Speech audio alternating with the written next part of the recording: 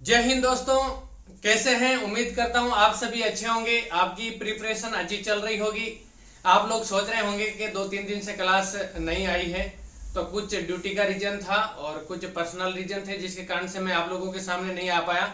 और कल से जब आपका जो बजट जारी हुआ है तो मैं बजट का आप लोगों के सामने लाइव डिस्कशन करना चाह रहा था, और अभी भी कोशिश करेंगे हम लाइव डिस्कशन ही करने की। जो आपका बजट है जिसके अंदर हमारे राजस्थान के जितने भी एग्जाम है, जिसके अंदर यहाँ से करंट के और इकोनॉमिक सर्वे से और बजट से रिलेटेड जितने भी क्वेश्चन बनेंगे उसकी हम विस्तृत जानकारी इसके अंदर करेंगे। तो आप थोड़ा सा पेशेंस बना के रखें, क्योंकि मैं 1-2 दिन के अंदर आप लोगों के समक्ष ये लाइव क्लास लेकर आऊंगा, जिसके अंदर हम बजट की पूरी चर्चा करेंगे। बजट से कौन कौन से कहां से हमारे क्वेश्चन बन सकते हैं, कौन से टॉपिक इंपॉर्टेंट है, उसके अंदर कौन सी जो घोषणाएं हुई है वो हमारे लिए इंपॉर्टेंट है, उन सब की हम विस्तृत चर्चा करेंगे।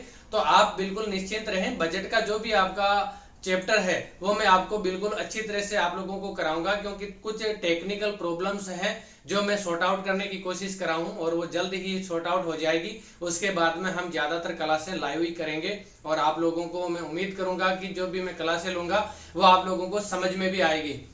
इसके बाद में हमारा जो मैंने पहले भी कमिटमेंट जो किया था कि आपकी जो महिला और बाल अपराध की जो सीरीज है उसके इंपॉर्टेंट क्वेश्चंस मैंने बना लिए हैं, वो भी मैं आप लोगों के सामने जल्द ही 1-2 दिन के अंदर पब्लिश कर दूंगा। उसके बाद में कंप्यूटर का करेंगे, फिर उसके बाद में टॉपिक वाइज जो भी इंपॉर्टेंट मुझे लगेगा कि ये टॉपिक आपके एग्जाम के पॉइंट ऑफ व्यू से इंपॉर्टेंट है और उसके बाद में यहाँ से क्वेश्चन बन सकते हैं, तो वो वन लाइनर क्वेश्चन और उस टॉपिक की हम जानकारी लेते चले जाएंगे और हम हमारा जो प्रिपरेशन का जो एक लेवल है उसको हम काफी हाई और काफी ऊंचाई तक उसको लेकर जाएंगे।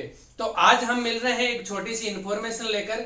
जिन भी दोस्तों ने वन रक्षक और वनपाल जो RMSSB के द्वारा हमारी इस विज्ञप्ति को जारी किया गया था 1-1.5 साल पहले, उसके फॉर्म फिलअप करवाए गए थे और आज उसके लिए कुछ और पद बढ़ाए गए हैं, जिनकी संशोधित विज्ञप्ति आप लोगों के सामने जल्द ही रिलीज हो जाएगी। जिसके अंदर इस प्रकार से पद बढ़ाए गए हैं, तो ये आप लोगों के लिए काफी एक जो भी इस फॉर्म को फिलअप करने से वंचित रह गए थे, जो कैंडिडेट, जो स्टूडेंट, जो भाई बहन, जो लाड लाडी इस फॉर्म को फिलअप करने से वंचित रह गए थे, किसी भी कारणवश ये फॉर्म अगर फिलअप नहीं कर पाए थे, तो उनके लिए ये हो सकता है एक सुनहरा मौका आप लोगों को फिर से मिल जाए। क्योंकि अभी तक इसके अंदर फॉर्म दोबारा फिलअप कराने की कोई बात नहीं कही गई है, लेकिन जिन्होंने फॉर्म भरा है उनके लिए काफी ये खुशखबरी है और उनके लिए काफी अच्छी बात है कि उनके जो पद थे उनको इंक्रीज कर दिया गया है। तो अब उनके जो कंपटीशन जिन पदों पे होना था उनकी संख्या बढ़ गई है, तो उनका जो सिलेक्शन जो रेशो है वो काफी ज्यादा बढ़ जाएगा और वो अपना टारगेट, अपना लक्ष्य हासिल करने के अंदर काफी नजदीक पहुंच सकते हैं। तो इसमें किस प्रकार से पद बढ़ाए गए हैं वो मैं आप लोगों को बता देता हूं। यहाँ पर सबसे पहले इसके अंदर जो वनपाल की जो वैकेंसी थी, इसके अंदर 87 पद थे पूरे, जिसको बढ़ाकर 12 पद इसके अंदर बढ़ाए हैं और अभी इसको बढ़ाकर 99 कर दिया गया है। यानी कि पहले 87 पद के ऊपर इसकी विज्ञप्ति जारी हुई थी, अभी इसके अंदर 12 पद और इंक्लूड कर दिए गए हैं और अब ये पूरे 99 पद के ऊपर इसकी एग्जाम होगी और इसी के आधार पर इसकी मेरिट निकलेगी। और दूसरा जो वन रक्षक के लिए 1047 पद के ऊपर इसके फॉर्म फिलअप हुए थे, जिनको बढ़ाया गया है अभी 1259 पद, और 1259 पद बढ़ाने के बाद में अभी इन पदों की पूरी संख्या होगी ये 2300। यानी कि अब जो वैकेंसी है ये वनपाल के लिए 99 पद और वन रक्षक के लिए 2300 पद के ऊपर ये संशोधित विज्ञप्ति जल्द ही जारी होगी।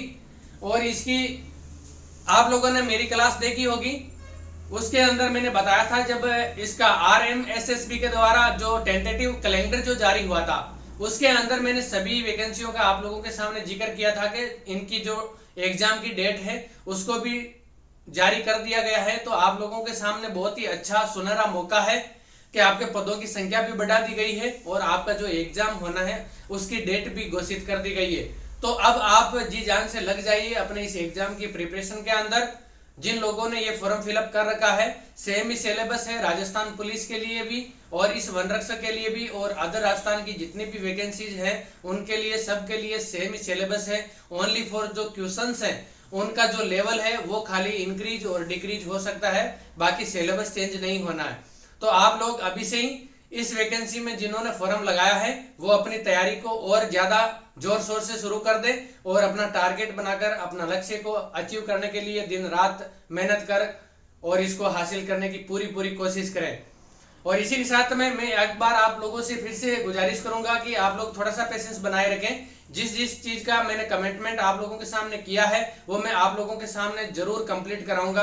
आप बस 1-2 दिन का मुझे थोड़ा टाइम दीजिए जिसके कारण से मैं सारी चीजें अरेंज करूं और उसके बाद में आप लोगों के सामने लाइव आके डिस्कशन करूं। और जो लाइव नहीं आना है जिसके अंदर रिकॉर्डिंग जो क्लासें मैं प्रोवाइड कराऊंगा तो वो रिकॉर्डेड क्लासें भी आपको प्रोवाइड करवाने की पूरी कोशिश करूंगा और 100% कराऊंगा। आपका सिलेबस पूरा कराऊंगा और मैं उम्मीद करूंगा कि आप लोग यहाँ से पढ़ के अपने इस परिवार से पढ़ के कितने स्टूडेंट सिलेक्शन होते हैं और आके अगर मुझे बाद में बताएंगे तो मुझे बहुत ही खुशी होगी। और उन लोगों से मैं पर्सनली मिलूंगा जो भी हमारे साथ पढ़ के अपने परिवार के अंदर रहकर जिन्होंने सिलेक्शन लिया है उन लोगों को मैं काफी प्रोत्साहित करूंगा अपनी तरफ से। तो चलिए आज की क्लास हम यहीं पे समाप्त करते हैं इस छोटी सी इंफॉर्मेशन के साथ। जय हिंद, जय भारत।